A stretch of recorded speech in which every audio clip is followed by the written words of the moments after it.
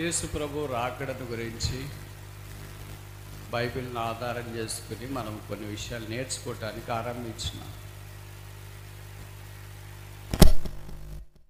సాయంకాలము the prophecies of his second coming, ఆయన రెండవ రాకడను గురించిన ప్రవచనాలు పాత కొత్త నిబంధనలో 5 విషయాలు మనం పరిగెరుకున్నాం. సాయంకాలము the pictures of his second coming, ఆయన రెండవ రాకడకు సంబంధించి వ్రాయబడిన కొన్ని చిత్రపటాలు మన జ్ఞాపకానికి తీసుకురాబడ్డాయి. ఈ రాత్రి the preparation for his second coming, ఆయన రెండవ రాకడ కొరకు సిద్ధపాటు చాలా అవసరమైంది, ప్రాముఖ్యమైంది.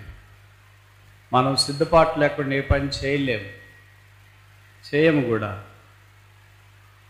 ఈ సిద్ధపాటు వెలపట మాత్రమే కాకుండా అంతరంగంలో కూడా కలిగి ఉండాలని కోరబడుతున్నాం. ఈ సిద్ధపాటును బట్టే సిద్ధముగా ఉండు, బీ రెడీ, బీ ప్రిపేర్డ్ అనే మాటలు మనకు కనిపిస్తాయి. ప్రభు మన కొరకు చాలా సిద్ధపరిచినాడు. బైబిల్లో రాయబడింది ప్రిపేర్డ్ సాల్వేషన్, సిద్ధపరచబడిన రక్షణ, ప్రిపేర్డ్ టేబుల్, సిద్ధపరచబడిన బల్ల, ప్రిపేర్డ్ కింగ్డమ్, సిద్ధపరచబడిన రాజ్యం, ప్రిపేర్డ్ ప్లేస్, సిద్ధపరచబడిన స్థలం. ఇలాంటివి తరచూ వాక్యంలో మనకు కనిపిస్తాయి. అన్నీ సిద్ధపరచబడి మనం సిద్ధంగా లేకపోతే ఏం లాభం ఉంది? కనుక మనం సిద్ధంగా ఉండడము చాలా ప్రాముఖ్యం. ఈ సిద్ధపాటును గురించి మత్తయి సువార్త 25వ అధ్యాయంలో కన్యకలను గురించిన విషయం యేసు ప్రభు తానే స్వయంగా నోటితో చెప్పాడు. కనుక ప్రభువు వారు చెప్పిన మాటలు ఇవి. ఒలీవల కొండ మీద 24వ అధ్యాయంలో ప్రభు వారికి బోధిస్తూ 25వ అధ్యాయం మత్తయి సువార్త కూడా కొనసాగించినాడు. ఈ సిద్ధపాటులో అక్కడ కన్యకల గురించిన ప్రస్తావన 25వ అధ్యాయం మత్తయి సువార్తలో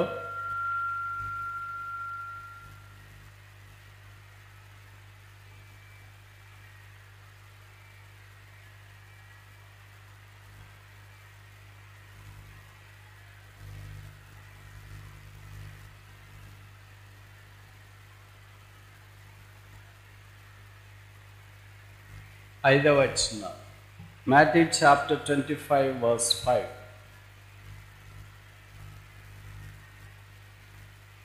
పెళ్లి కుమారుడు ఆలస్యం చేయగా వారందరూ కునికి నిద్రించుచుండిరి. 3వ వచనం, బుద్ధి లేని వారు తమ దివిటీలు పట్టుకొని తమతో కూడా నూనె తీసుకొని పోలేదు. ఇక్కడ 10 మంది కన్యకలు, 5 మంది బుద్ధి లేని వారు, 5 మంది బుద్ధి కలిగిన వాళ్ళు.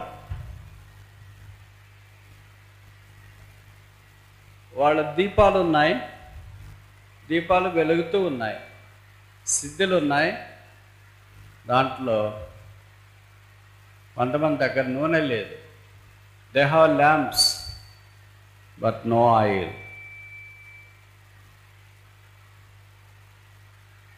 అలాగే బైబిల్లో ఇలాంటి పరిస్థితి కలిగిన సందర్భాలు తరచూ మనకు కనిపిస్తూ ఉంటాయి. రెండు కావాలా, దీపము కావాలా, నూనె కావాలా. నూనె ఒక్కటి ఉండి దీపం లేకపోతే కుదరదు, దీపం ఒక్కటే ఉండి నూనె లేకపోతే కూడా కుదరదు. ఇప్పుడు నేను ఒక 5 విషయాలు మీకు తెలియజేయటానికి ప్రయత్నం చేస్తా. మొదటిది, యాకోబు పత్రిక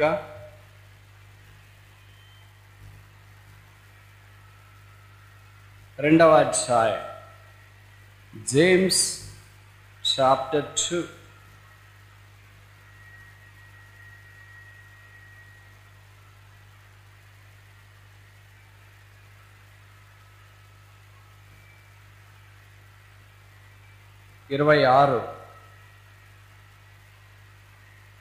ప్రాణము లేని శరీరం ఎలాగ మృతమో అలాగే క్రియలు లేని విశ్వాసము మృతము. కనుక మొదటిది ఏంటంటే ఫెయిత్ వితౌట్ వర్క్స్, వితౌట్ లేని.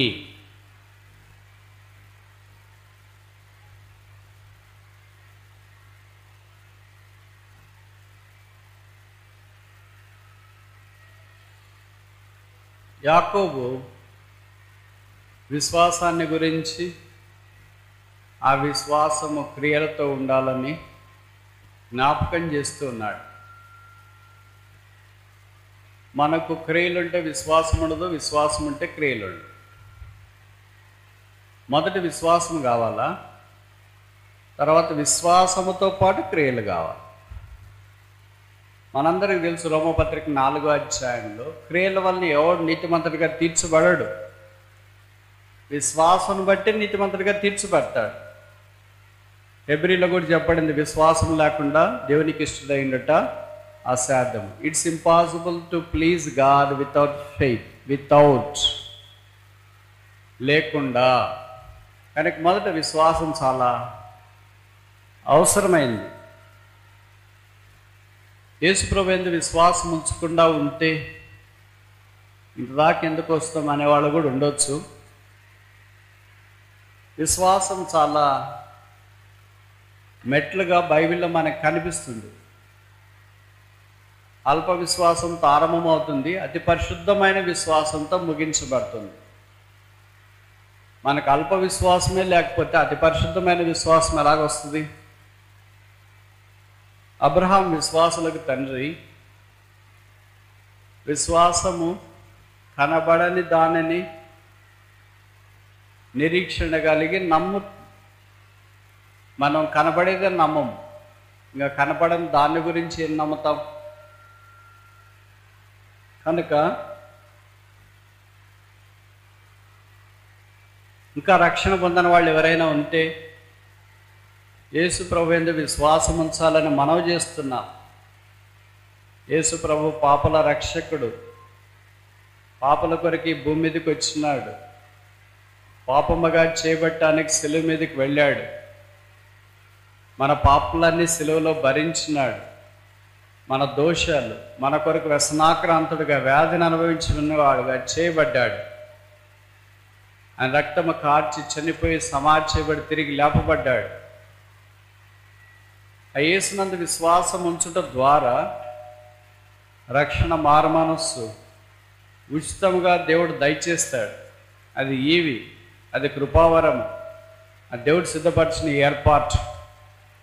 కనుక ఈ రాత్రి ఇంకా ఎవరైనా యేసునందు విశ్వాసం ఉంచకుండా ఉంటే, పాపక్షమాపణ మారుమనస్సు పొందకుండా ఉంటే, యేసునందు విశ్వాసం ఉంచాలని మనవి చేస్తున్నా. రక్షణ కొరకని విశ్వాసం వేరే, ప్రార్థన చేసినప్పుడు జవాబు పొందడానికి విశ్వాసం వేరే, ప్రభు కొరకు జీవించడానికి ఉన్న విశ్వాసం వేరే. కనుక మొదట రక్షణ పొందుట కొరకు రోమాలో చెప్పబడినట్లు యేసు ప్రభు అని హృదయమందు విశ్వసించి నోటితో ఒప్పుకుంటే అప్పుడు రక్షణ పొందుతామని బైబిల్లో రాయబడుతూ వచ్చింది. కనుక యేసుక్రీస్తు ప్రభు వారే విశ్వాసమున కర్త, కర్మ, క్రియ అంటే ఆయనే కార్యసిద్ధి కలిగించేవాడు. విశ్వాసం ఆయన లేకుండా విశ్వాసము లేదు. ఆయన యందు విశ్వాసం ఉంచడం ద్వారా మన విశ్వాసం వృద్ధి పొందుతుంది. యేసు ప్రభువు నందు విశ్వాసం ఉంచిన వారు విశ్వాసానికి తగిన క్రియలు చేయాలి. ఊరికి యేసు ప్రభు యందు నాకు కూడా విశ్వాసం ఉంది అని అనుకుంటే లాభం లేదు. మనమంతా ఇదే category. We have faith but no works. Works do not sync with faith. బైబిల్లో రాశారు కదా, ఆత్మ లేని శరీరం ఎలాగ మృతమో, క్రియలు లేని విశ్వాసం is a dead. We are all dead people with a dead faith, no living works. మన విశ్వాసానికి తగినట్లు రోజుకు ఒక పనైనా, ఒక క్రియ అయినా కనిపిస్తుందా? సత్క్రియలు యందు ఆసక్తి గల ప్రజలుగా దేవుడు మనం సిద్ధం చేసినాడు, ఏర్పాటు చేసుకున్నాడు. ఎక్కడున్నాయి మన సత్క్రియలు? ఎక్కడున్నాయి దొడ్డ క్రియలు? ఎక్కడున్నాయి దైవ క్రియలు? ఎక్కడున్నాయి ఆధ్యాత్మిక క్రియలు? అబ్రహాము తన ఏకైక కుమారుడైన ఇస్సాకును ఆరంభములో బలి అర్పించడానికి కొండ మీదకి తీసుకుని వెళ్ళాడన్న సంగతి మనకు పరిచయం. అలాగే మనం కూడా చేయాలని కాదు దీని అర్థం. కనీసం దాంట్లో విషమంతా ఉండాలి కదా. మనం చూస్తేనే అనిపిస్తుంది ఇలాంటి వాళ్ళ క్రైస్తవులు అని. చాలామంది రక్షణ పొందుకోకుండా ఉండటానికి కారణం యేసుప్రభు కాదు, మనమే. పాత దినాల్లో 20 ఏళ్ల క్రితం చాలామంది రక్షణ పొందటానికి విశ్వాసులే కారణం. ఇప్పుడు అదే విశ్వాసులు ఉల్టా అయ్యారు. There is no life, there is no Christ, there is no Christ likeness, there is no good work. ఏమి లేదు, ఊరికే పేరుకి భక్తి, భయం లేదు. భక్తి వేరే, భయం వేరే. బైబిల్, తెలుగు బైబిల్ ఏం రాస్తారంటే భయభక్తులు కలిగి ఉండట. భయం ద్వారా భక్తి రావాలి. మనకు భయమే లేదు, ఇంక భక్తి ఎలాగొస్తుంది? కనుక వచ్చిన భక్తి ఎలాంటిదంటే మతభక్తి. ఇలాగుండాలి, ఇలాగుండాలి, ఇలాగుండాలి, ఇలాగుండాలి. అది ఆత్మతో కూడింది కాదు.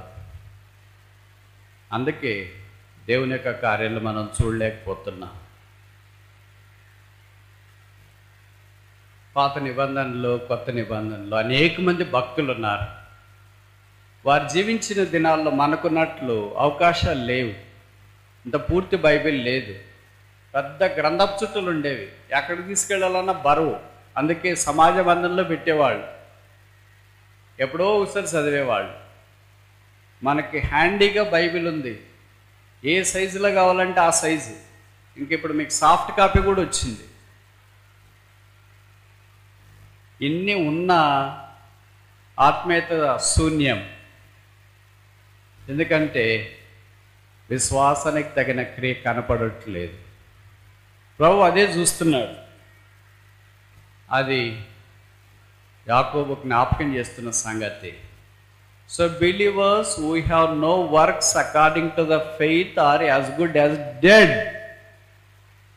విశ్వాసులు తమ విశ్వాసానికి తగిన సత్క్రియలు లేకపోతే వారు మృతులు. వాళ్ళు ఎలాగ సిద్ధపడతారు? మరి మృతులు రాకడి కొరకు ఎలాగ సిద్ధపడతారు? ఇప్పుడు ఎవరైనా చనిపోయినారు అనుకోండి, లేయండి మీ ఆయన వచ్చినాడు, మీ ఆవిడ వచ్చింది, మీ పిల్లలు వచ్చినారంటే లేస్తారా? విశ్వాసులు కూడా ఈ దినాలు అలాగే ఉన్నారు. ఏం స్పృహ లేదు. చనిపోయినారంటే అర్థం ఏంటంటే స్పృహ ఉండదు, స్పర్శ ఉండదు. వాళ్ళకి దోమల గుట్టినా స్పర్శ ఉండదు, సూర్యుడున్నా స్పర్శ ఉండదు, చీకటి ఉన్నా స్పర్శ ఉండదు, ఏం కలిగినా స్పర్శ ఉండదు.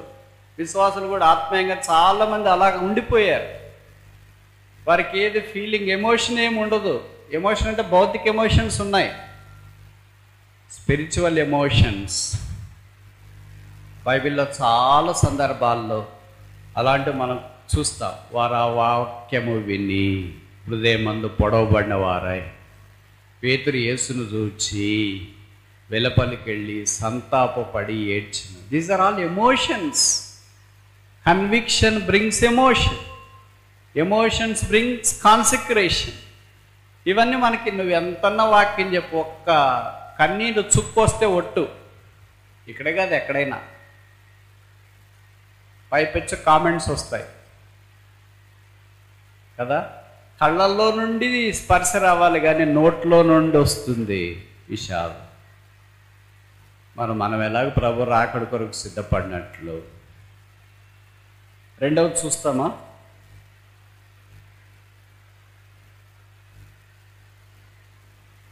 పేతురు పత్రిక, రెండవ పత్రిక, 2వ అధ్యాయం 17వ వచనం. 2 Peter chapter 2 verse 17.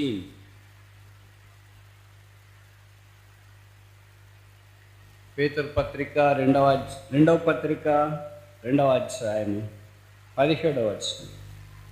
వీరు నీళ్లు లేని బావులు, వెల్స్ వితౌట్ వాటర్. మొదటిదేంటి? Faith without works. రెండవదేంటి? Wells without water. బావి ఉంది, నీళ్ళు లేవు. బావి ఏమి ఉపయోగపడుతుంది నీళ్ళు లేకపోతే? బావులు చూసిన వాళ్ళు ఉన్నారా ఇక్కడ? బోరు బావులు కాదు, దిగడు బావులు. పాతకాలంలో ఊరికి ఒక బావి ఉండేది. ఆ బావి ఆ ఊరంతటికి, మనుషులకు, జంతువులకు, దగ్గర ఉన్న పొలాలకు ఆ బావి నీళ్ళే ఆధారం. కొన్నిసార్లు బావి నిండి పొర్లి ఊర్లోకి ప్రవహించేది. బోరు వేసిన తర్వాత బావులన్నీ ఎండిపోయినాయి. అంతకుముందు ఆ బావులు ఎంతెంత పెద్దగా ఉండేవంటే కొన్ని చోట్ల ఈ చివరి నుండి ఆ చివరి దాకా కొన్ని పందాలు పెట్టుకొని నిమ్మకాయ విసిరేది ఖాళీగా ఉన్న వాళ్ళు చేస్తుంటారు కదా, అలాంటి పందాలు పెట్టుకున్నా కూడా వాళ్ళు ఓడిపోయేవారు. అంత పెద్ద బావు. కానీ ఇప్పుడేమైనా అంటే నీళ్ళు లేకపోయినాయి. పొలాల్లో కూడా బావులు ఉండేవి, ఇప్పుడేమయ్యాయంటే నీళ్ళు లేకపోయాయి. ఏం చేస్తారు వాటి నీళ్ళు లేకపోతే? పాతోళ్ళకి తెలిసి ఉంటుంది. ఎవరైనా మన ఇంట్లో పాత ముసలోళ్ళు చనిపోతే వాళ్ళు వాడిన బట్టలు, బెడ్, దుప్పట్లు, చెప్పులు, అద్దాలు అన్నీ కట్టి ఒక మూట తీసుకెళ్ళి బావిలో పడేస్తారు. So waterless well is nothing but a dustbin. నీళ్లు లేని బావి ఏమైందంటే ఇప్పుడు ఒక చెత్త బుట్టె మాదిరి అయింది. ఏ చెత్త అయినా తీసుకుని వచ్చి దాంట్లో పడేయచ్చు.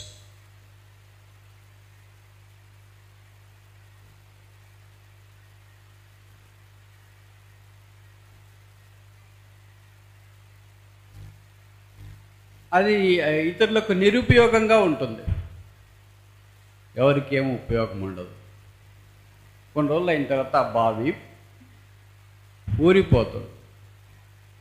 మనకు తెలుసు కదా, ఈ సాగు దినాల్లో బావి తవ్వించినారు. ఆ బావిని ఫిలిస్తీన్లు పూడ్చివేయబడిన బావులుగా చాలామంది క్రైస్తవులు ఉన్నారు. వారు ఏం బావి అంటే యెషయా గ్రంథం 12వ అధ్యాయం.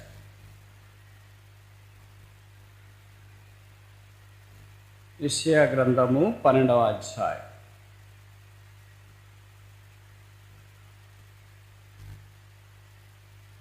3వ వచనం. యెషయా 12:3. Isaiah chapter 12 verse 3. కావున మీరు ఆనందపడి రక్షణాధారములైన బావుల్లో నుండి నీళ్లు చేదుకొందరు. రక్షణాధారమైన బావు, వెల్స్ ఆఫ్ సాల్వేషన్. వెల్ ఏకవచనం కాదు, బహువచనం. Wells of salvation. ఇవి రక్షణాధార బావులు. ఈ బావులు ఎంతమంది తాగినా నీళ్లు కరిగిపో. ఒక పాట ఉందనుకుంటా, బహుశా ఇప్పుడు ఆ పాటలు అంతా పాడట్లేదు అనుకో. రక్షణంపు బావులు ఎల్లను, దాహము గలవార్లారా నీళ్ళ యొద్దకు రారండి. ఆ యేసుక్రీస్తే బావి. అందుకే యోహాను సువార్త 4వ అధ్యాయంలో సమర స్త్రీ ఒక బావి దగ్గరికి వచ్చింది. ఆ బావి పేరేంటి? యాకోబు బావి. యాకోబు ధర్మశాస్త్రానికి పోలిగ్గా ఉన్నాడు. అది లోతైన బావి. ధర్మశాస్త్రం ఎప్పుడు లోతుగా ఉంటుంది, మనుషుడు దిగలేడు. నీళ్ళు రావాలంటే చేదే తాడు కావాలా, గిలక కావాలా, కుండ కావాలా. అది బావి. ఇప్పుడు యేసుప్రభు అన్నాడు, నేనిచ్చు నీళ్లు త్రాగువాడు మరెన్నడు దప్పికొనడు. I am the fountain of life. జీవపు ఊట. ఊట ఇలా పొంగింది అనుకోండి, దానికి ఏమి గిలక అవసరం లేదు, చేదెత్తాడు అవసరం లేదు, కుండ అవసరం లేదు, ఇతరులు ఎవరు అవసరం లేదు. మనమే చేతులతో అలాగ పట్టుకొని ఎన్నైనా తాగేయచ్చు. అంటే యేసు ప్రభు వారు అంత అందుబాటులో ఉన్న ఆధ్యాత్మికమైన ఆశీర్వాదం. రక్షణ నీటికి పోల్చబడింది. అంటే అర్థం ఏంటంటే, నీళ్ళు నాకొద్దు అనేవాళ్ళు చేయొద్దండి. ఎన్ని రోజులైనా స్నానం చేయకుండా ఉండగలను, నీళ్లు తాగకుండా ఉండగలను ఉంటారు ఎవరైనా. చిన్న పిల్లలు కూడా ముఖ్యంగా ఇట్లాంటి వేసవి కాలంలో వాళ్ళ నీళ్లు బయట ట్యాబ్, బాత్రూమ్ అది ఇది కనిపించింది అనుకోండి, మనం ఎంత లాగినా రాడు, ఆడే ఉంటాడు వాడు.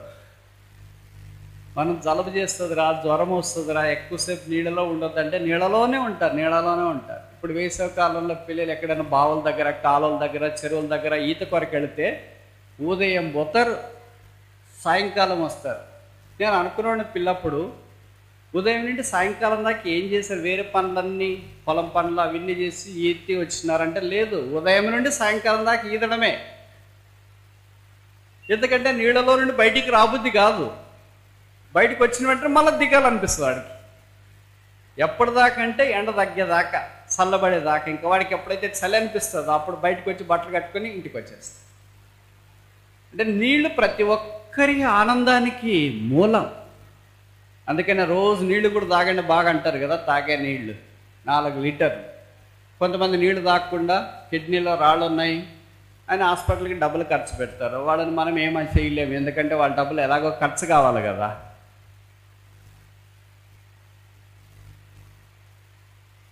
దేవుడు ఉచితంగా ఇచ్చింది మీకు తెలుసు కదా. నీళ్ళు ఎప్పుడు పాడుగావు, సైడ్ ఎఫెక్ట్ లేనివి చాలా ఉన్నాయి. దాంట్లో ఒకటి ఏంటంటే నీళ్ళు. ఉదయం తాగినా సైడ్ ఎఫెక్ట్ లేదు, మధ్యాహ్నం తాగినా సైడ్ ఎఫెక్ట్ లేదు, రాత్రి తాగినా సైడ్ ఎఫెక్ట్ లేదు, రేపు తాగినా సైడ్ ఎఫెక్ట్ లేదు. మిగతా దానంతటికి ఎక్స్పైరీ డేట్ ఉంటుంది. But water has no side effect. ఆ నీళ్ళే యేసుక్రీస్తు ప్రభు. అందుకే యోహాను సువార్త 1వ అధ్యాయం మొదలుకొని 21వ అధ్యాయం దాకా దాదాపు ప్రతి అధ్యాయంలో నీరు అనే పదం ఎక్కడోతో కనిపిస్తుంది. మీకు తెలుసు కదా. 2వ అధ్యాయంలో నీటిని ద్రాక్షరసంగా మార్చినాడు. 3వ అధ్యాయంలో నీటి బాప్తిస్మం అన్నాడు. 4వ అధ్యాయంలో సమరయ స్త్రీతో నీటిని గురించి మాట్లాడుతున్నాడు. యోహాను సువార్త 5వ అధ్యాయంలో కోనేరు నీరు, 6వ అధ్యాయంలో సముద్ర తీరం. ఇలా ప్రతి అధ్యాయంలో నీరు నీరు నీరు, వాటర్. నీరు ప్రాణం. Where there is no water there is no life. నీళ్ళు లేకపోతే జీవం లేదు. అందుకే పాతకాలంలో కూడా నాగరికత అంతా నదీ తీర ప్రాంతమే వర్ధిల్లింది. అబ్రహాం కూడా యూఫ్రటీస్ నదిని పట్టుకొని వెళ్ళాడు. ఇప్పుడు కూడా పెద్ద పెద్ద పట్టణాలన్నీ నదీ తీరాన్ని కట్టబడినాయి, బద్వెల్ లాంటివి తప్ప. కడప కూడా నదీ తీరం అంతా కట్టబడింది, తెలుసు కదా. నెల్లూరు ఏ నదీ తీరం? పెన్నా. రాజమండ్రి ఏ నదీ తీరం? గోదావరి. విజయవాడ ఏ నదీ తీరం? హైదరాబాద్ ఏ నదీ తీరం? మూసి, ఇప్పుడు కనపడదులే. ఢిల్లీ ఏ నదీ తీరం? యమున. వారణాసి ఏ నదీ తీరం? గంగా. కలకత్తా ఏ నదీ తీరం? హుగ్లీ.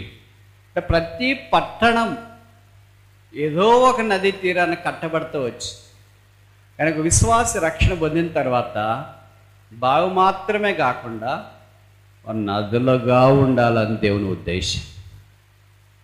బావి కాదు, బావులు. బావులుగానే లేకపోతే చాలామంది మీరు రక్షణ అంటే ఆదివారం ఆరాధన చేస్తారు కదా. ప్రభువా ఏమి చెల్లించగలను నాయన, అన్ని పెట్టుకుని ఉన్నావమ్మా, కానీ ఏమి ఇట్లేకపోతున్నావు. రక్షణ పాత్ర చేత పట్టుకొని, ఎప్పుడు పాత్ర పట్టుకునేదన్నా కప్, ఇంగ్లీష్లో రాశారు కప్ ఆఫ్ సాల్వేషన్. ఎప్పుడు పాత్ర పట్టుకునేది. మరి యెషయా గ్రంథం 12వ అధ్యాయంలో రక్షణ బావు చేత పట్టుకొని వస్తానని చెప్పలేదేంటి? బావులు లేవు కదా, ఓన్లీ పాత్రే. పాత్రలో నీళ్ళు ఎంతమందికి సరిపోతాయి? పోనీ మీకే ఎన్నిసార్లు సరిపోతాయి?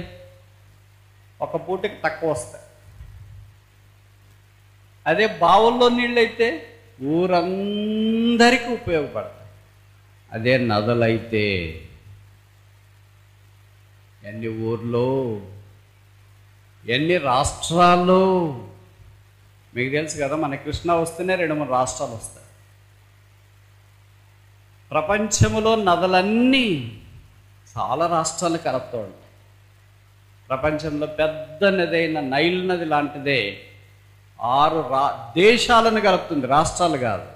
6 నేషన్స్ ఆఫ్రికాలో. చివరికి ఐగుప్తులోకి వస్తుంది. అదే ఐగుప్తు వరప్రసాదిని అంటారు నైల్ నదిని. ఇలాగ ఒక నది, జీవనాడి. ఒక విశ్వాసి, యేసుక్రీస్తు ప్రభువుని ఎరిగిన వ్యక్తి, జీవం లేని లోకములో ఒక జీవనాడి లాంటి వాళ్ళు. మనకే జీవం లేకపోతే వేరే వాళ్ళకి ఏమి ఇస్తాం? మనమే కప్ప పట్టుకొని తిరుగుతుంటే వేరే వాళ్ళకి ఏం సాయం చేస్తాం? మనమే బావైతే ఎవరన్నా మా దగ్గర నీళ్ళు లేవక్క, నీళ్ళు లేవు బ్రదర్ అంటే రండి అక్క తీసుకెళ్ళండి, మా దగ్గర బావులు ఉన్నాయి అని చెప్తాం. మందే అంతా ఎండిపోయింది. Well that has no water. నీళ్ళు లేని బావి ఎవరికి ఉపయోగం ఉండదు, దానికి కూడా ఉపయోగం ఉండదు. ఇది ఆయన రాకడ కొరకు సిద్ధపాటు కాదు. ఆయన రాకడకు సిద్ధపడాలంటే నీళ్లు కలిగిన బావి, రక్షణపు బావులెల్లాను. ఆ నీళ్లు ఉబుకుతూ ఉండాలి. అందుకే యోహాను సువార్త 4లో అన్నాడు, నేను ఇచ్చు నీళ్లు త్రాగువాడు మరెన్నడూ దప్పికొన్నాడు. I am that fountain of water. నేనే ఆ జీవజల ఊట. ఆ యేసు మన కొరకే శిలువ మీదకి వెళ్ళి రక్తము కార్చి, రక్తపు ఊటను మన కొరకు తెరిచి, మనమందరము ఆ రక్షణాధారమైన బావుల్లో నీళ్లు చేదుకొని ప్రభు కొరకు జీవించాలని దేవుని యొక్క ఉద్దేశం. 3వది చూస్తామా? పేతురు రాసిన 2వ పత్రిక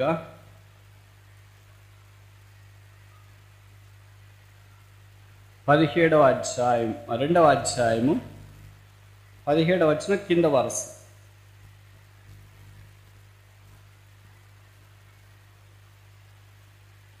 17 కింద 2వ వరుస. పెనుగాలికి కొట్టుకొని పోవు మేఘం. యూదా పత్రిక 12వ వచనం. యూదా పత్రిక 12వ వచనం మధ్య భాగం నేను చదువుతా. వీరు గాలి చేత ఇటు అటు కొట్టుకొని పోవు నిర్జల మేఘములు. నిర్జల మేఘములు. నిర్జల అంటే జల ప్లస్ మేఘము, జల మేఘము. నిర్జల అంటే నీళ్లు లేని మేఘాలు. మనం కొన్నిసార్లు చూస్తుంటాం కదా, మేఘాలు వస్తాయి, అబ్బా ఏమొచ్చినాయి, ఈ మేఘాలన్నీ వర్షం పడితే బద్దివేలు కొట్టుకొని పోతుంది అనుకుంటాం. బద్దివేలు కొట్టుకుపోయే సంగతి తర్వాత, కానీ మేఘాలు కొట్టుకుపోతాయి గాలికి. కొద్దిసేపు అయిన తర్వాత అయ్యో ఎన్ని మేఘాలు వచ్చినాయి, వర్షం పడకుండా అన్నీ కొట్టుకొని పోయినాయి. అప్పుడు మనం బాధపడతాం. గాలి తీవ్రంగా వచ్చిందంటే అదంతా కొట్టుకొని పోయింది. గాలి రాకపోయింటే మేఘాలన్నీ ఇక్కడే కురిసింది, ఎంత బాగా నీళ్ళు పడిండేది అని అనుకోవచ్చు. విశ్వాసులు కూడా అలాగే, వాళ్ళకు చాలా బాగా కనిపిస్తుంటారు. ఇలాంటి మీటింగ్లప్పుడు అకేషన్కి ఎట్లుంటారంటే పడిపోయా, వర్షం పడే. They are clouds without water. నిర్జల మేఘాలు. గాలి కొట్టుకుపోతారు. ఏమొచ్చింది? గాలి వచ్చింది. ఏం గాలి అంటే దయ్యం కాదు. ఎవరో ఏదో అన్నారు, ఎవరో నచ్చలేదు, ఫలానా వాళ్ళకి సరిపోలేదు, కుదరలేదు, ఇలాంటి గాలి ఏదో ఒకటి వస్తుంది కదా. మత్తయి సువార్త 7వ అధ్యాయంలో ఉంది కదా, వారు బండ మీద పునాది వేసి కట్టబడలేదు కనుక గాలి వచ్చింది, వర్షం వచ్చింది, వరదలు వచ్చినాయి, దాని మీద పడినాయి, కొట్టింది, దాని పాటు గొప్ప. ఏదో శ్రమలో, ఇబ్బందులో, పోరాటాల్లో మనం అనుకున్నది జరగలేదో ఇలాంటి గాలి వచ్చేటప్పటికి ఆ మేఘాలన్నీ లేచిపోయాయి. మనలో చాలామంది అదే టైప్ అంటే తప్పు కాదేమో. ఇది సిద్ధపాటు కాదు. మేఘము వచ్చిందంటే, కురిసింది అంటే జలము కురిసిపోవాలి. పాత నిబంధనలో ఆ మేఘము యేసుక్రీస్తే. పగటిలో మేఘస్తంభముగా, రాత్రిలో అగ్నిస్తంభముగా ఇశ్రాయేలును నడిపించినవాడు. మనం ఈ ఎండకే ఉక్కిరిబిక్కిరి అయిపోతున్నా. కొంతమంది పండుటాకుల వల్లే ఉన్నవాళ్ళు రాలిపోతున్నారు. కానీ ఇశ్రాయేలు 40 ఏళ్ళు ఇంతకంటే ఘోరమైన ఎండ, అది ఎడారి, ఇసుక. ఇప్పుడైనా ఇది వేసి అని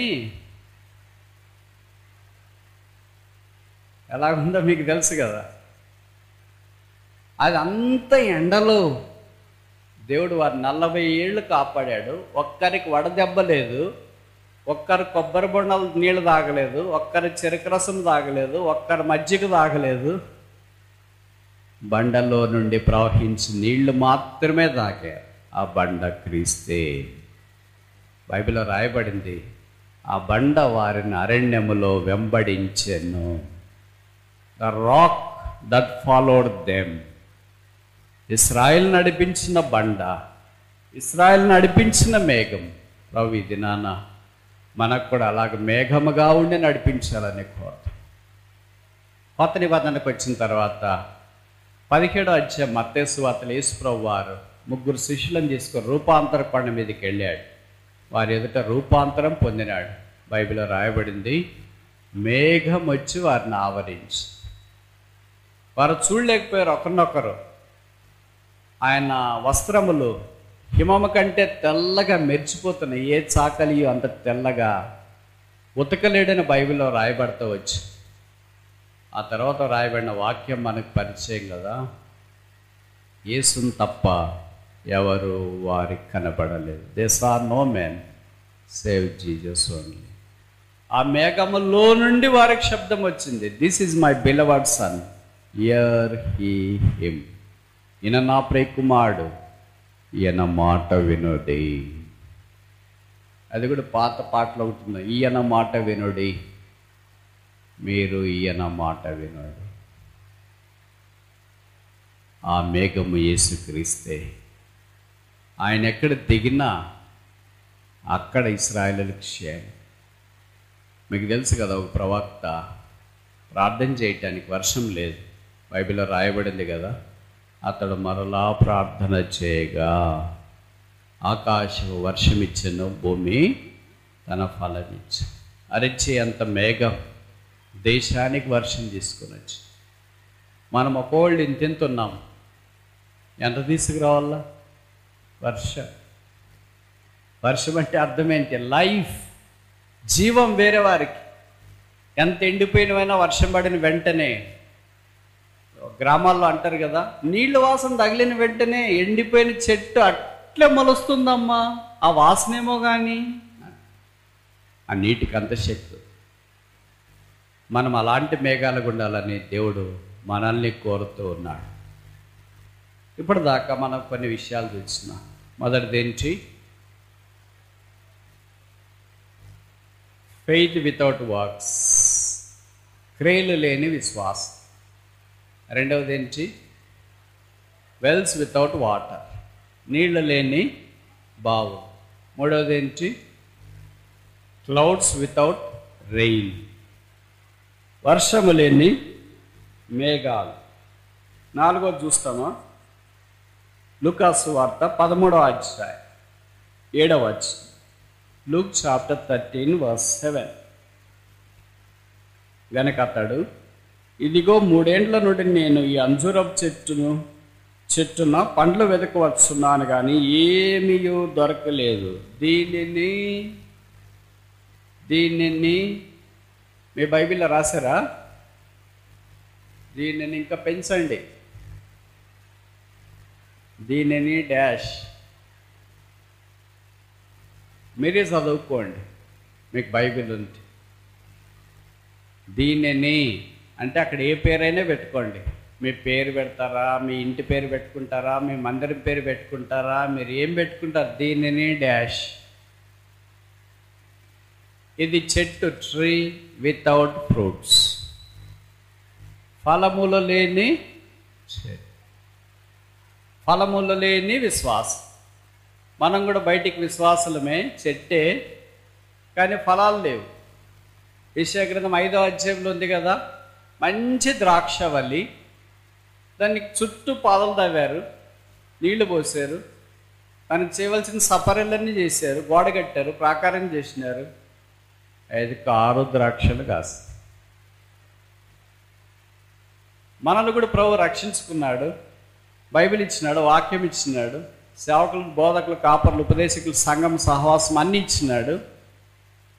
కానీ విచిత్రం ఏంటంటే దీంట్లో ఏమి లేదు, పండ్లు, ఫలాలు లేవు. ఫలము లేని చెట్టు డాష్. యోహాను 15లో యేసుప్రభు అన్నాడు, నేను నిజమైన ద్రాక్షవల్లి, మీరు తీగలు. ఫలింపని ప్రతి తీగే ఏం చేస్తారు? మీకు తెలుసు కదా, గ్రామాల నుండి వచ్చిన వాళ్ళు ఎవరైనా ఉంటే మీరు పత్తి కానీ మొక్కజొన్నలు కానీ ఇలాంటి పొలంలో వేస్తారు, పంట అంతా కోస్తారు, దాని తర్వాత అన్నీ ఒక దగ్గరికి వేస్తారు. ఇప్పుడు మిరప వచ్చింది కదా, అన్నీ ఒక దగ్గరికి అన్నీ జమ చేస్తారు, పూరుస్తారు, దాని తర్వాత డాష్ కాల్చి వేస్తారు. ఇంతకుముందు దాన్ని పంట చూసినప్పుడు మీరే చిన్న పిల్లోని మాదిరి దాన్ని చూసుకున్నారు. దానికి పురుగు రాకుండా, చెదులు పట్టకుండా, కలుపు మొక్కలు చేరకుండా, నీళ్ళు తగిలేటట్లుగా అన్ని ఏర్పాట్లు చేశారు. ఏ చేతులైతే దాని విషయమై శ్రద్ధ వహించినా ఇప్పుడు ఆ చేతులు దానికి నిప్పు పెడుతున్నాయి. ఎందుకంటే అది అయిపోయింది కథ. మన సంగతి కూడా అలాగే ఉంటుంది. బయటికి అంత బాగానే కనిపిస్తూ ఉన్నా, అంతరంగంలో ఏముందంటే ఫలించక ఎండిపోయాం. గలిత 5లో మనకు పరిచయం కదా, 2 రకాలైన ఫలాలు. Some fruits of the flesh, శరీర సంబంధమైన ఫల. రెండవది ఫ్రూట్ ఆఫ్ ద స్పిరిట్, ఆత్మ ఫలమేమనగా. ఫలములు బహువచనం కాదు, ఒకే ఫలములోనే ద్రాక్ష గుర్తుంటుంది కదా, అలాగే ఎష్కోల్ ద్రాక్ష గల. ప్రతి విశ్వాసకు గల. ఈ గెలలో ఏముండాలంటే ప్రేమ, సంతోషం, సమాధానం, దీర్ఘశాంతం, దయాళత్వం, మంచితనం, ఆశ, నిగ్రహం ఇవన్నీ ఉండాల. కానీ మన గెలలో ఏముంటాయి? ద్వేషము, కక్ష, కుళ్ళ, విమతము, మతం, అవన్నీ ఇంకెంత తక్కువ చెప్తే అంత మంచిదనుకో. ఇవన్నీ గుత్తులు గుత్తులు కాసింటాయి. ప్రేమ, సంతోషం, సమాధానం మాత్రం ఎక్కడో అరాకొర ఇట్లా రాత్రిపూట మిణగురు పురుగు అంటారే అట్లా కనిపిస్తుంటుంది. అది ఎక్కడ ఉంటుందో కూడా తెలియదు. ఇవి మాత్రం గుత్తులు గుత్తులు కాస్తాయి. పగ, ద్వేషము, కుళ్ళు, కుతంత్రము, శరీరము, నష్టం కలిగించేది, శాపము, స్వప్రయోజనం, ఇవన్నీ గుత్తలు గుత్తలు. బద్వేలు బెతెస్తా అంతా అవే ఇవే. ఆత్మఫలమా, శరీర ఫలమా? నేను ఈ మాట అంటే మీరు అనవచ్చు, ఆదివారం అంతా ఆత్మఫలమే బ్రదర్, ప్రేమ, సంతోషం, సమాధానం, తిరిగి అయ్యో బ్రదర్, సోమవారం నుండి శనివారం దాకా శరీర కార్యములు స్పష్టమైనవి. అవేవనగా ఎప్పుడు పైనుండి వచ్చే జ్ఞానం ప్రభు మనకు అనుగ్రహించి ఆత్మఫలం తీసుకొని వచ్చేటట్టు చేస్తాడు. మన ఇంటి దగ్గర అయినా కూడా అంతే కదా, ఏదో మనం ఉపయోగం లేకపోతే దాన్ని కొట్టేస్తాడు. ఎన్ని రోజులు చూస్తాము, ఎంతకాలం చూస్తాము? ఈ వ్యక్తి 3 సంవత్సరాలు చూశాడు. ఇప్పుడు ప్రభు కూడా మనకి గ్రేస్ పీరియడ్ ఇచ్చినాడు. కొంతమందికి 3 సంవత్సరాలు అయిపోయిందేమో, కొంతమందికి 2 సంవత్సరాలు అయిపోయిందేమో, కొంతమందికి 2 ఏళ్లలో పడిందేమో, ఇంకా కాయలేదు, ఇంకా ఫలించలేదు. చూస్తున్నాడు. ఏ రోజో ఒక రోజు వెళ్ళి తోటమాలి చెప్పినాడు అనుకో, ఈ స్థలం అంతా వ్యర్థమైపోతుంది, దీన్ని డాష్. బయట ఉన్నదాకా బాగానే ఉంటాం. కరోనా పీరియడ్లో కొంతమంది లోకాన్ని ఇడిచిపెట్టి వెళ్ళిపోయారు. మనమంతా నిలబడినామంటే గొప్పడమని కాదు. బాగా జ్ఞాన శక్తి ఉంది, బలం ఉంది, రెసిస్టెన్స్ ఉంది, ఇమ్యూనిటీ ఉంది, ఫుల్గా తిని దండికి నిద్రపోయినామని కాదు. మనకంటే బలవంతులైన వాళ్ళు క్షణాల్లో గాలికి కలిసిపోయారు. అయితే దేవుడు తన కృపా సమృద్ధిని బట్టి అక్కడ రాయబడిన మాట ప్రకారం ఈ సంవత్సరము కూడా ఉండని. మన కోరిక ఎవరో ప్రార్థన చేస్తున్నారు, ఈ సంవత్సరం ఉండని ప్రభా, కాస్తారేమో, ప్రేమ వస్తుందేమో, సమాధానం వస్తుందేమో, దీర్ఘశాంతం వస్తుందేమో, జాలి వస్తుందేమో, కనికరం వస్తుందేమో, మంచితనం వస్తుందేమో, ఆశ నిగ్రహం వస్తుందేమో, ఉండని. ఆ ప్రార్థన చేస్తున్న దాన్ని బట్టి ఈ సంవత్సరం కూడా ఉండనిచ్చినాడు. 2024లో వచ్చే సంవత్సరం ఏమో తెలియదు. నేను ఈ మధ్యలో ఒక స్థలానికి వెళ్ళాను. పోయిన సంవత్సరం, ప్రతి సంవత్సరం మీటింగ్ వరకు వెళ్తుంటాం. పోయిన సంవత్సరం వెళితే మేము భోజనం బల దగ్గర ఉంటాం కదా, ఫండమెంటల్స్ ఎందుకో ఇవన్నీ మామూలుగా మన దగ్గర అసలు కనపడవు పొరపాటు కూడా. అక్కడ భోజనం దగ్గర సర్వ్ చేసే కొంతమంది 3-4 సిస్టర్స్ ఒక టీం ఉంటారు. ఎట్లంటే సైనికులు వాళ్ళ కత్తల్లాగా పనిచేస్తుంటారు, మన టైప్ కాదు. దాంట్లో పెళ్ళైన 2 ఉన్నారు, ఒకళ్ళు పెళ్ళి కాలేదు. వాళ్ళు డాక్టర్లకి మామూలుగా టైం మన దగ్గరికి వచ్చేదే కష్టము, బండికి రావడమేమో కాకుండా టేబుల్ దగ్గర సర్వ్ చేసే ఆ చిన్న పని కూడా తీసుకున్నారు చూడండి. సరే, సర్వ్ చేసేదంతా అయిపోయిన తర్వాత ప్రార్థన చేయమంటారు కదా, చేసినాం. ఎవరు ఏమేమి చేస్తారంటే చెప్పినారు. ఈ సంవత్సరం పోయినప్పుడు పలానా వాళ్ళకి కనిపించలేదే అని అడిగా. షాక్ తెలుసా, ఆ డాక్టర్ అమ్మ చనిపోయింది. పెళ్ళి కూడా కాలేదు, చిన్న వయసు, 3 నెలల్లోనే అనారోగ్యం వచ్చింది, తిప్పుకోలేకపోయింది, చనిపోయింది. ఇలాంటివన్నీ చెప్పి భయపెడుతున్నానని కాదు, అంటే కొంతమందిని మనం పోయిన సంవత్సరం చూసిన వాళ్ళని ఈ సంవత్సరం చూస్తామో లేదో తెలియదు. అలాగే మన ఆయుష్ తాత్కాలికం. వారి ప్రభునందు విశ్వాసం ఇచ్చిన వారే, క్రైస్తవేతర కుటుంబం నుండి వచ్చిన వారే. ఇప్పుడు కూడిక అయిపోయిన తర్వాత వాళ్ళ అమ్మగారిని తీసుకుని వచ్చినారు. ఆమె నడవలేనంత బలహీనంగా కనిపిస్తుంది. కళ్ళెదుటి ఎదిగి వచ్చిన కూతురును పోగొట్టుకుంటే ఏ తల్లి నిలబడగలదు? ఆమె ప్రార్థన చేయండి బ్రదర్ అని కూడా పలకలేదు. పక్కన వాళ్ళు చెప్పారు, బ్రదర్ ప్రార్థన చేయండి, ఈ అక్క వాళ్ళ కూతురే డాక్టర్ అమ్మ చనిపోయింది అని. దైవమ్మా, మానవ జీవితము ఇంత తాత్కాలికమైందా? దానికి గ్యారంటీ ఉంది, దీనికి కూడా 2-3 ఏళ్ళ గ్యారంటీ, దానికి గ్యారంటీ ఉంది, స్పీకర్ గ్యారంటీ, యాంప్లిఫైర్కి గ్యారంటీ, కుర్చీలకు గ్యారంటీ, మొబైల్కి గ్యారంటీ, నిర్జీవమైన దానికి గ్యారంటీలు ఉన్నాయి. జీవం కలిగిన మనకు గ్యారంటీ లేదు. ఫలింపులోనికి రావాలని ప్రభు కోరుతున్నాడు. అందుకే ఈ సంవత్సరం కూడా ఉండనిచ్చినాడు.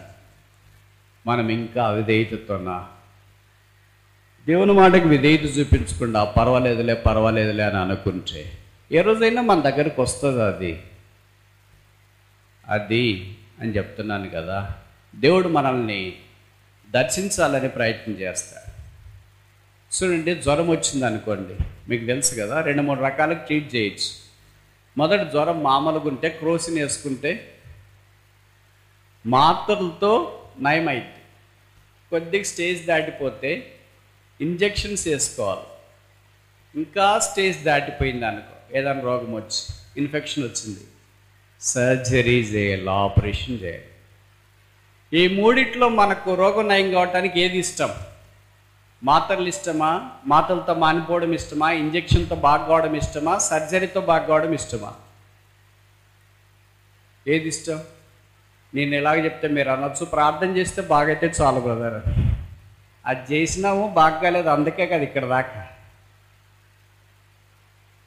ఎవరైనా సర్జరీ కావాలంటారు. ఇప్పుడు ఆసుపత్రికి వెళ్ళామనుకోండి, మీకు జ్వరం వచ్చిందండి, ఇదిగో మాత్రలు తీసుకొని 2-3 రోజులు పట్టెమండి, బాగా వేసుకోండి, బాగా అయిపోతుంది అంటే, ఇంటికి వచ్చిన తర్వాత అడుగుతారు, ఏంటి హాస్పిటల్కి వెళ్ళారంటే మాత్రలు ఇచ్చినారు, ఈ టానిక్ ఇచ్చినారు, బాగా అయిపోతుంది అంటే మనం చెప్పరిల్లినట్లయితే వేసుకో. అలా కాకుండా ఇంటికి వచ్చిన తర్వాత చెప్పామనుకో, ఆపరేషన్ చేస్తామన్నారు, రెడీ అయ్యి రమ్మన్నారు అని. ఎలాగుంటుంది? ప్రభు మనల్ని కూడా టచ్ చేయాలనుకున్నప్పుడు కొన్నిసార్లు మాత్రలు ఇచ్చి టచ్ చేస్తాడు, దానికి లోబడకపోతే ఇంజెక్షన్ ఇచ్చి టచ్ చేస్తాడు, దానికి లోబడకపోతే అప్పుడు చెప్తాడు, బెతెస్తా నీకు సర్జరీ చేయాలమ్మా, ఇన్ఫెక్షన్ ఎక్కువ ఉంది. సక్సెస్ అవుతుంది అంటావా ప్రభువా? 50% అటు ఇటు. అప్పుడు అంటాం, ప్రభువా నువ్వు నన్ను బాగు చేస్తే అంత నీ.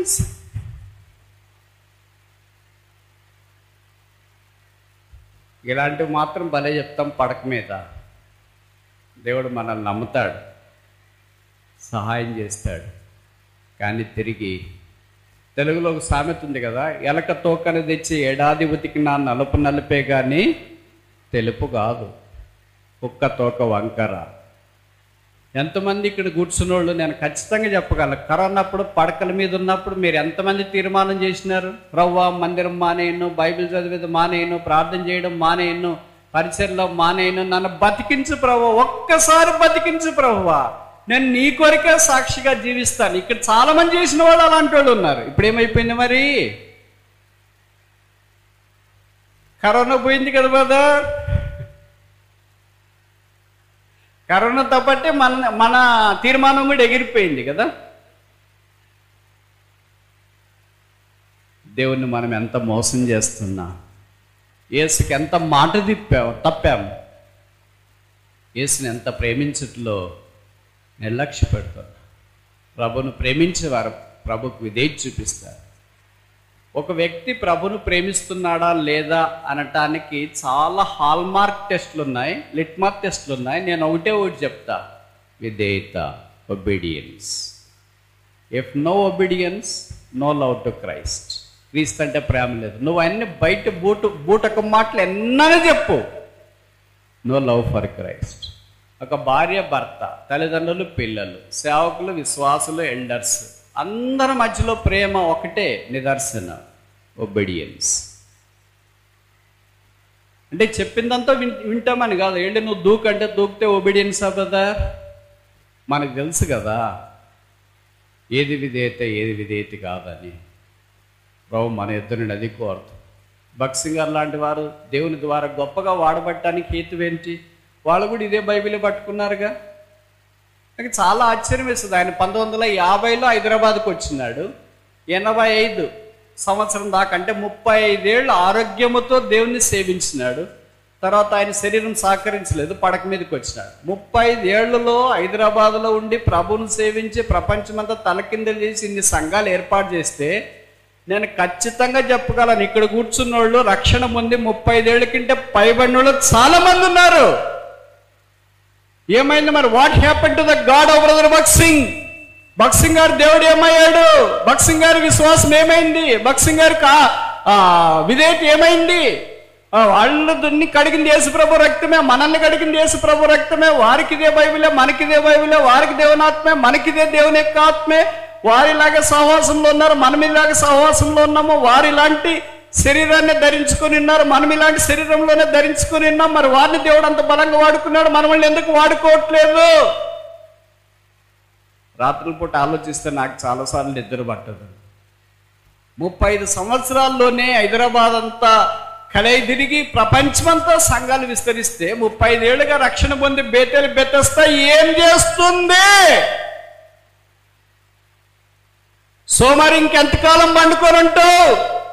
లే, యేసు రాబోతున్నాడు. అరైజ్ అండ్ షైన్, లెమ్మో తేజరిల్లము.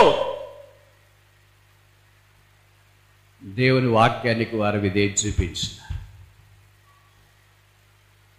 వారికి విధేయత చూపించే జనము వారి దగ్గర కలిసి పనిచేసినారు. ఇది నల్లా విధేయత.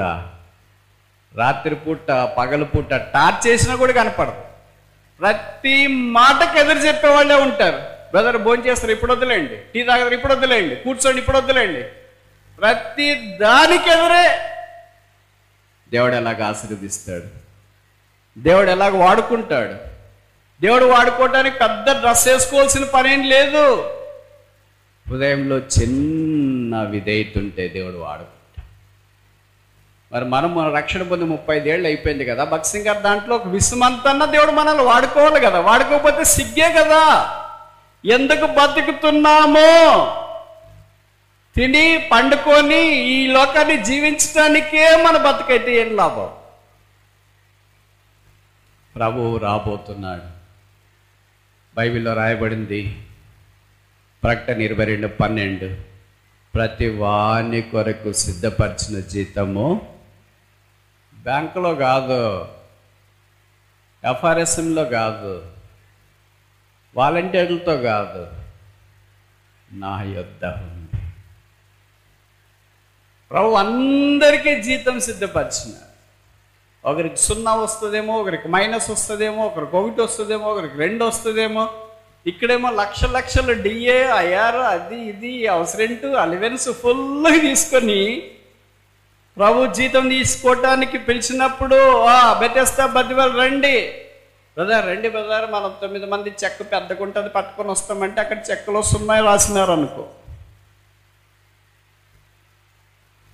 ఎంత సిగ్గు, ఎంత మనకు అందరి ఎదురు అవమానం. ప్రభువా, నీకు విధేయులుగా ఉంటూ నీవు కోరినట్లు మేము జీవించాలని నీ రాకడ వచ్చినప్పుడు, నీవు బహుమానం ఇచ్చినప్పుడు తీసుకునేవాడు. ఇప్పుడు చూడండి, మీకు పిల్లలు ఉన్నారు, డిగ్రీ, ఇంటర్మీడియట్, బీటెక్ చదివే పిల్లలు ఉన్నారు. వాళ్ళు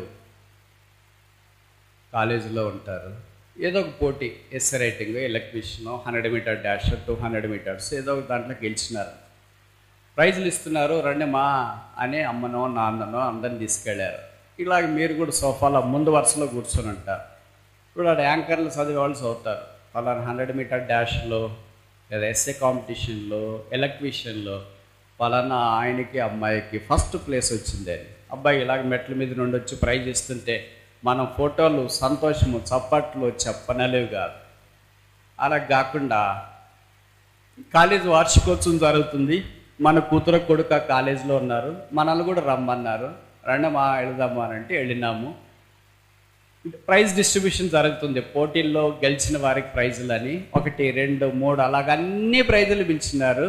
చప్పట్లు మారిమోగిపోతున్నాయి. ఇంకా ప్రైజ్ డిస్ట్రిబ్యూషన్ అయిపోయింది, మనం చివరి ముగిస్తాము.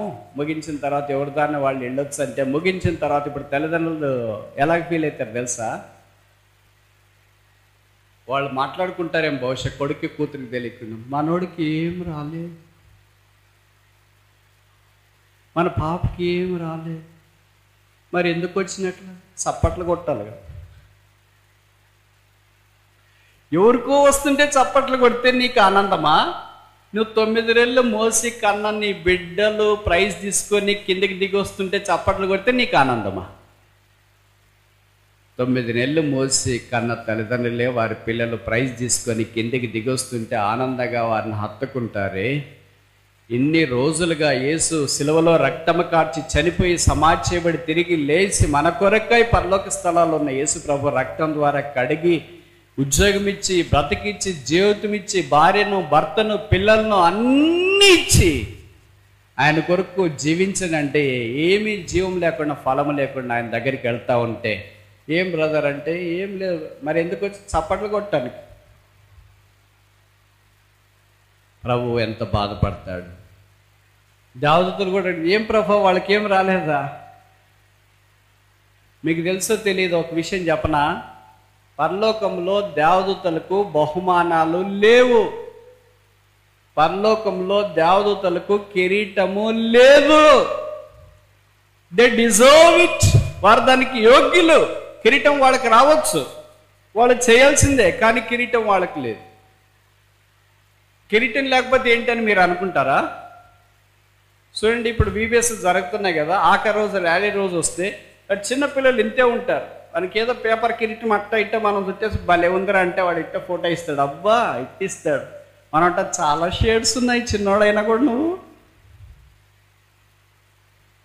ఇప్పుడు అదే కిరీటం లేదనుకో, వాడికి అందరికి ఇచ్చినారు, వీడికి తక్కువ వచ్చింది. మా వాడికి లేకపోయినా పర్లేదులే, ఈ పేపర్ కిరీటంతో ఏది అని వెళ్ళి తల్లిదండ్రులు ఎవరైనా ఉంటే చేయొద్దండి. ఆ సేవకుడి మీదకి, సంఘ పెద్దల మీదకి, సండే క్లాస్ టీచర్స్ మీదకి వెళ్ళి అందరికి ఇచ్చినారు, మా వాడికే రాలేదు, మేమేం తప్పు చేసినాం. కాదు సిస్టర్, మీ వాడికి వచ్చేలోగా అయిపోయింది. అయిపోయింది, మీరు అందరూ పెట్టుకొని మా వాడికి వచ్చేలోకి అయిపోయిందంట.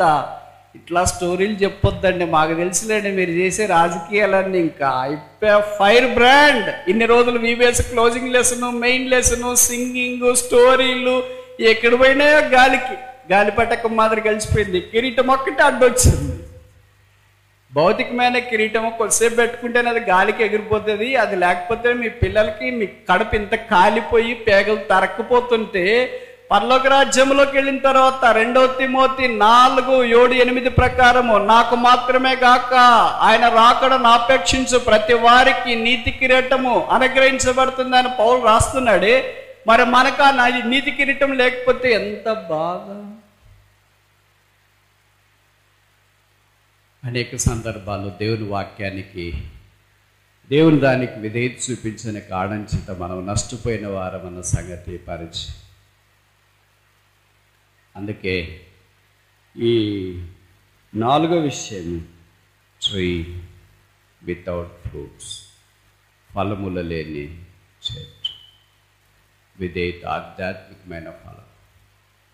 ఆరంభ దినాల్లో భక్సింగ్ గారు బాగా యాక్టివ్గా ఉన్నప్పుడు, ఆ కాన్వకేషన్స్ జరుగుతున్న దినాల్లో సేవకులు కానీ సహాయం చేసేవారు కానీ కాన్వకేషన్కి ముందు ఒక వారం వెళ్ళి పనులన్నీ చూసి కాన్వకేషన్ అయిపోయిన తర్వాత కూడా ఒక వారం ఉండి వచ్చేవారు.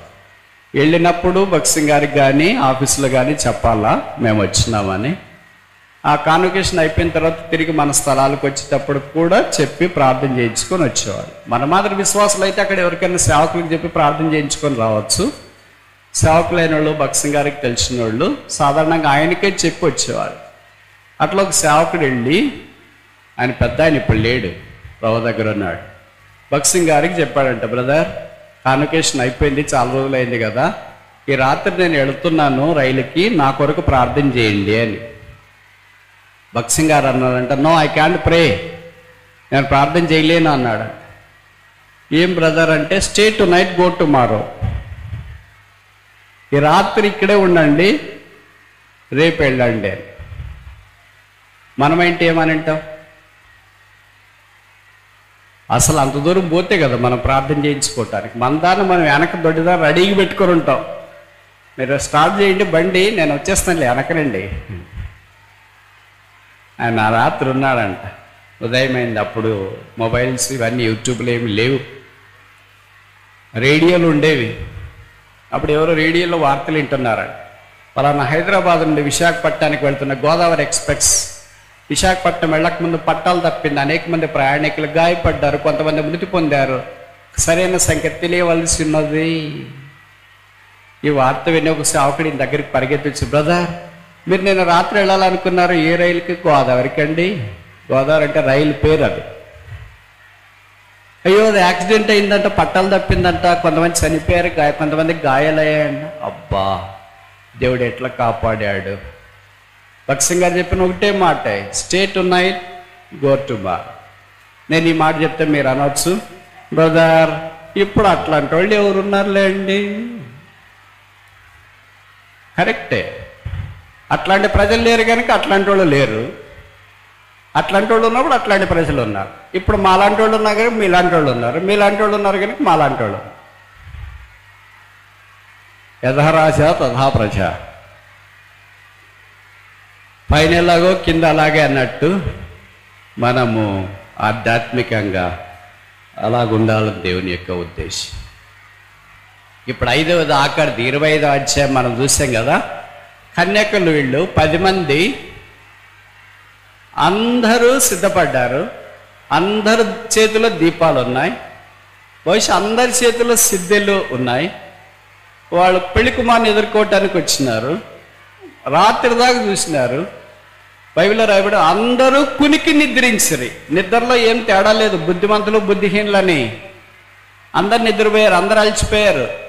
అందరూ కేక విన్నారు, ఇదిగో పెళ్లి కుమారుడు వస్తున్నాడు. కొంతమందికే కాదు వినిపించింది, 5 మందికే కాదు, 10 మంది విన్నారు, 10 మంది లేచినారు. పక్కన వాళ్ళు కూడా లేపారేమో, పెళ్లి కుమారుడు వస్తున్నాడు, లే అని. అందరూ లేచినారు, అందరు విన్నారు, అందరు ఎదుర్కోవటానికి రెడీగా ఉన్నారు. అందరి చేతుల్లో దీపాలు ఉన్నాయి, కానీ బుద్ధి లేని కన్యకులకు దీపాలు ఆరిపోతున్నాయి. ఎందుకంటే సిద్ధిలలో నూనె లేదు. సిద్ధి అంటే ఎక్స్ట్రా బాటిల్. మీకు తెలుసు కదా, మీకు బాగా అర్థం కావాలంటే ఒక ఉదాహరణ చెప్తా. మీరు మొబైల్ ఫోన్ వాడుతుంటారు కదా, ఎక్కువ సోషల్ మీడియాలో యాక్టివ్గా ఉంటారు కదా, యూట్యూబ్లో లైవ్లు ఇస్తుంటారు కదా, ఛార్జింగ్ అయిపోతుంది కదా. అట్లాంటప్పుడు వేరే వాళ్ళు ఎవరైనా కాల్ చేస్తే ఇబ్బంది అవుతుంది కదా. ఛార్జింగ్ లేకపోతే పాయింట్లు ఉంటే ఛార్జింగ్ పెట్టుకుంటారు, లేకపోతే కష్టం కదా. అందుకనే మీరు ఒకటి క్యారీ చేస్తారు, దాని పేరేంటి? Power bank. నేను మొదట్లో అనుకునేవాడిని 2 ఫోన్లు మేనేజ్ చేస్తున్నాడు ఈ నన్ను, ఏంటి బ్రదర్ 2 పట్టుకున్నారు, ఒకదాని కింద ఒకటి అంటే, ఇది కాదన్నా, ఇది పవర్ బ్యాంక్ అండి.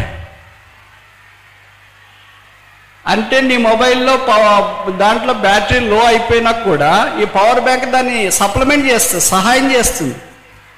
ఇది లేకుండా వెళ్ళిపోయావు అనుకో, నువ్వు ఎక్కువ వాడేసావు, ఎక్కడో ఉండిపోయావు, నీ బ్యాటరీ లో అయిపోయింది, నీ ఫోన్ స్విచ్ ఆఫ్ అయిపోయింది. నీకు తెలిసిన వాళ్ళు ఎవరైనా ఫోన్ చేస్తే ఎక్కడున్నావు అని వాళ్ళకి ఎంత కంగారు.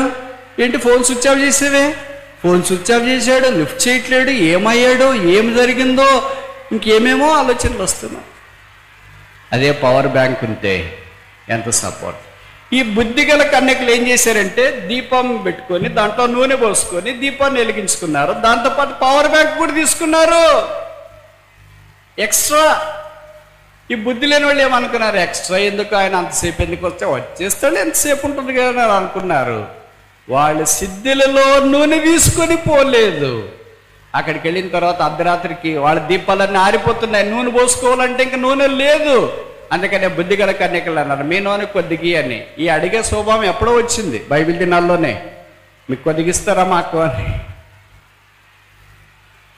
ఇప్పుడు కూడా మనకంతే కదా. పక్కన వాళ్ళు ఏమని పప్పు చేసుకున్నారంటే, మాకు పప్పు అంటే చాలా ఇష్టం అక్క, ఇష్టం అంటే ఇవ్వండి అని.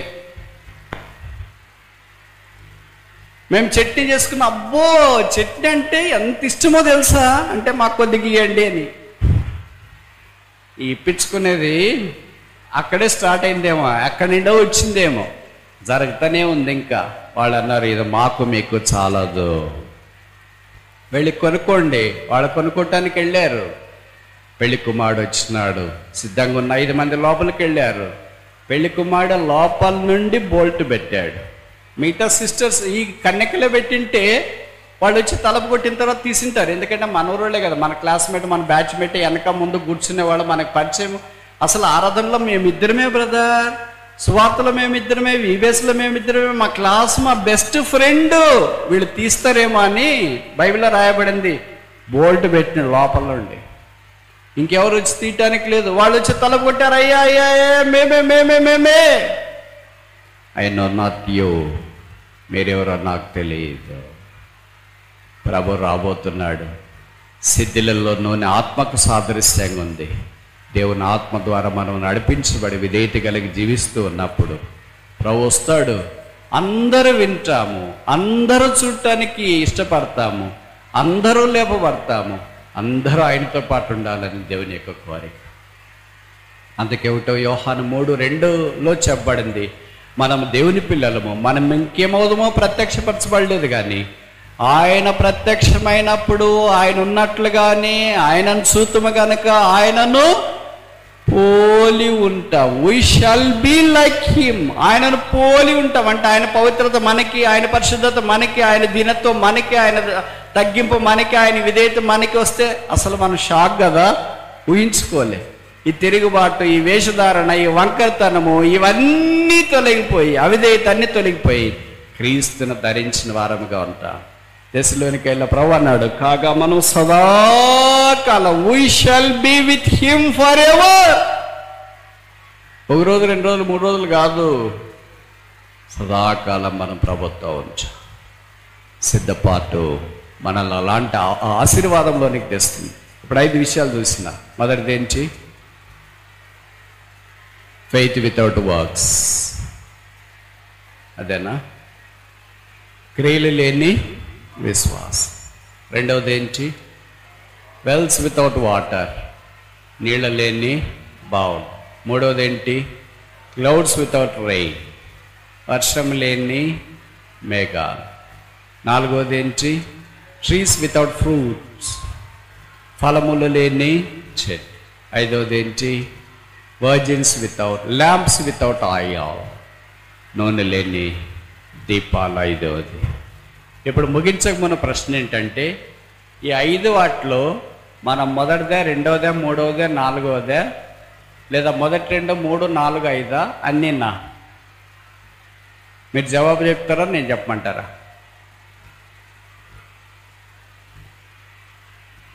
చెప్పరా? ఏది కాదా? ఏది కాదంటే ప్రభుకు స్తోత్రాలు, నన్ ఆఫ్ ద అబౌవ్.